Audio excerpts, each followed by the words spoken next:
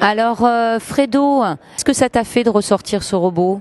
C'est très intéressant d'observer la manière dont les gens interagissent et s'amusent avec. C'est un objet qui est très ludique et qui attire beaucoup l'attention du public. Jeunes, moins jeunes, adultes, enfants comprennent un peu comment ça marche, mais s'en vont très vite. Les adultes se laissent attirer par l'objet corps, danseuse et l'idée de la femme objet à l'intérieur de l'écran. Qu'est-ce que tu expliques aux enfants lorsqu'ils viennent De manière basique, l'idée de l'interaction et de la captation du mouvement à 4 mètres de l'objet robot, où l'enfant permet de se rapprocher de l'objet, de manipuler le personnage à l'écran et en avançant puis en reculant, d'interagir avec la danseuse qui, elle, avance et recule au même moment, en même temps. Et de plus, pour enlever sa veste, la remettre, etc.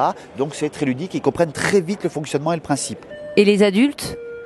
Les adultes sont très attirés par le corps, immédiatement, la femme, l'objet.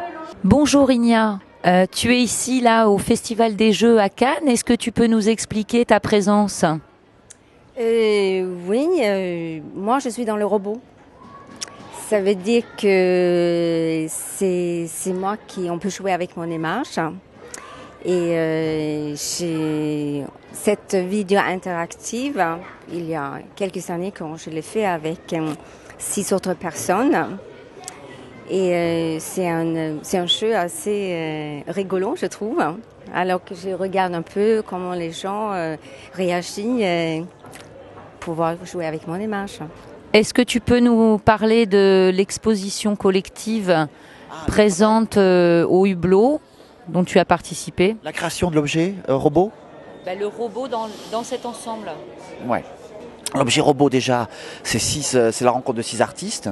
Un artiste sculpteur qui fait toute ossature, la structure, qui s'appelle Alain Biette, un artiste plasticien moi-même qui fait l'habillage à l'intérieur d'eux, une danseuse en question, Ina Sterner ici présente, une vidéaste photographe qui prend les images en image par image en stop motion, et ensuite un designer sonore, Pitts, puis un informaticien. Une personne qui, elle, va programmer et interfacer tout le logiciel pour pouvoir rendre interactif l'objet avec les publics. Merci Fredo, merci Igna d'être là.